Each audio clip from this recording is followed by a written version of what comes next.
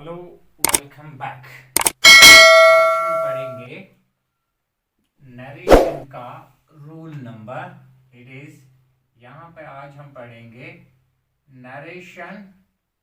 It is rule number third. पहले दो lecture में हमने पढ़ा था, पहले तीन लेक्चर में फर्स्ट मैंने इंट्रोड्यूस किया था कि नरेशन किससे कहते हैं। फिर सेकंड लेक्चर में हमने पढ़ा था कि rule number first. Third lecture में हमने पढ़ा था about the rule number second. तो आज है fourth topic about the narration. आज हम पढ़ने जा रहे हैं it is rule number third. तो रूल नंबर थर्ड है, अगर रिपोर्टेड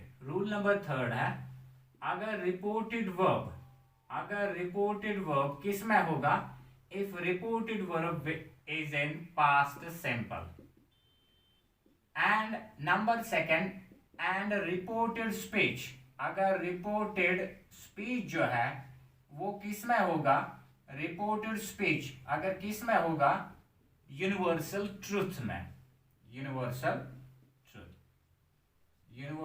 ट्रूथ में अगर होगा। Means what I mean to say, अगर रिपोर्टेड वर्ब पास्ट सिंपल में होगा and reported speech is in universal truth. एक बात याद रख लेना, universal truth, as for the universal truths are concerned always they will be in present indefinite और present simple. वो हर हमेशा किस में होते हैं, प्रेजेंट सिंपल में या प्रेजेंट इंडेफिनिट में। तो जब हम ऐसे सेंटेंसों को किस में करेंगे, इनडायरेक्ट में चेंज, क्योंकि हम प्रोसेस करते हैं how to change direct to indirect. मैं लिखूं यहां पे नंबर ऑफ द एग्जांपल्स। यहां पे फिर यूनिवर्सल ट्रूथ में कोई चेंज नहीं हो जाएगी, सब्जेक्ट में चेंज हो सकती है लेकिन जो जिसका मेन जो वर्ब है वो चेंज नहीं हो सकता है। Means universal truth there will be no change, it is in present simple and it will remain in present simple. मैं लिखूं I will write down here he said, then I will write down here it is God is one। तो ये क्या है, इस वाले portion को हम कहते हैं it's called reported verb and this is called reported speech. तो रिपोर्टेड वर्ब किस में आया, he is the subject and said is second form of verb. तो ये जो रिपोर्टेड वर्ब है ये किस में आया, it is in past simple.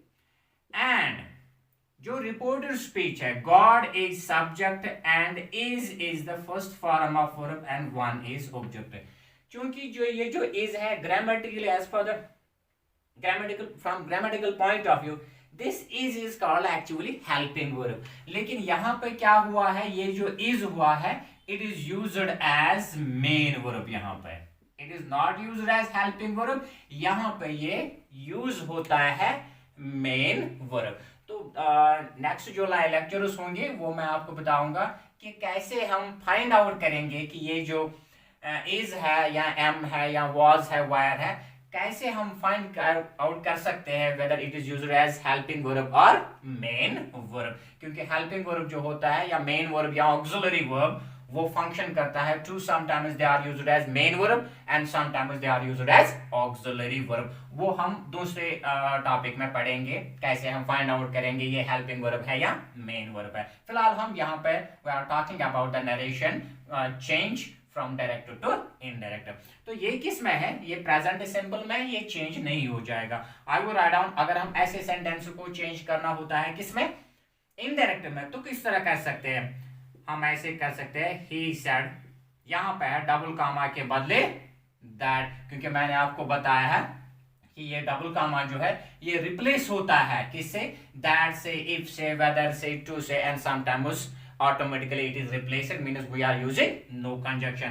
तो फिलहाल ये सब्जेक्ट से स्टार्ट हुआ है and double comma will be replaced by that, then is that. अब गॉड के बदले I have to write down the God, then I will write down here God is one। तो ये क्या है, ऊपर वाला क्या था, this was the direct and हमने इसी को चेंज किया किसमें, इनडायरेक्ट में हमने इसको चेंज किया है। तो यूनिवर्सल ट्रूथ जो होते हैं वो चेंज नहीं होते हैं। मैं लिखूं यहाँ पे एक दो example. I will write down here it is teacher said Commodus was begin the earth revolves, the earth revolves, it is round the sun, around the planet.